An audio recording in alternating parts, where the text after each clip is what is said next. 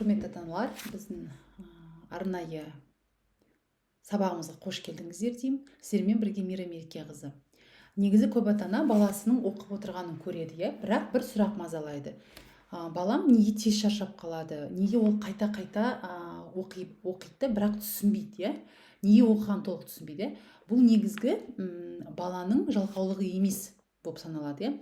Бұл деген көз, ми және назардың бір ритмде жұмыс істемеу немесе синхронды жұмыс істемеуінен болады.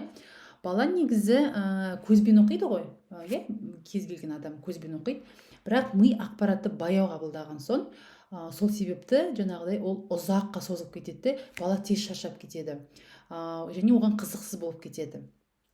Сондықтан бізде оқу кидс курсында біз жылдам оқуды бірден мәтіннен бастамаймыз. Ең алдымен оқуға дайындық кезеңінен бастаймыз. Бұл кезде баланың оқу жүйесін қайта іске қосуды, яғни көзді қайта үйретеміз, назарды күшейтеміз, мәтінді дұрыс қабылдауды бастаймыз. Дәл осы жерден жылдам оқу басталады. Алдымен көз. Ең басты біз көзден бастаймыз. Арнайы жаттығулар арқылы көздің көру өрісін кеңейтеміз.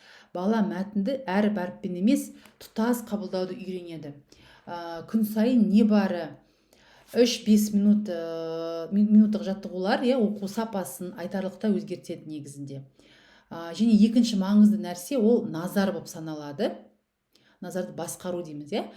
Жылдам оқу негізі ол тез оқу емес, ол тұрақты назар немесе фокус деп айтамыз. Егер фокусымыз, назарымыз әлсіресе, бала жолын жоғалтады, ойы бөлініп кете береді қайта-қайта. Қайта оқуға мәжбүр болады. Негізі біз оқу кидс курсында біз баланың назарын бір нүктеде ұстап тұруды, оқығанда ақпаратты жіберіп алмауды үйретеміз. Және үшінші тәсіл бұл жаңағыдай оқу тәсіл дейміз. Ол көп бала негізі тіпті ересектер де сөзді ішінен оқып отырады, жаңағыдай ернін жыбырлатып. Бұл оқуды баяулататын әдет болып саналады. Біз баланы буынмен емес, сөз блоктарымен оқуға үйрететін боламыз. Яғни бірнеше сөзді бір уақытта қабылдау болып саналады. Бұл тәсіл жылдамдықты 2-3 есе арттыратын, және түсінуді сақтауға көмектесетін өте бір жақсы тәсіл болып саналады. Және бұл курста біздің балаңыз қиналмайды, жарыспайды, басқа балалармен салыстырылмайды.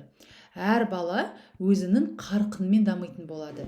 Және біздің басты мақсатымыз ол баланың оқуға сенімді болуын, мәтінді түсініп оқуы және оқудан қорықпауы болып саналады. Егер сіз балаңыздың оқуға дайын болғанын, шаршамай оқығанын және өзіне сенімді болғанын қаласаңыз, онда оқу кидс біздің курсымызға қош келдіңіздер деймін. Назарларыңызға рахмет.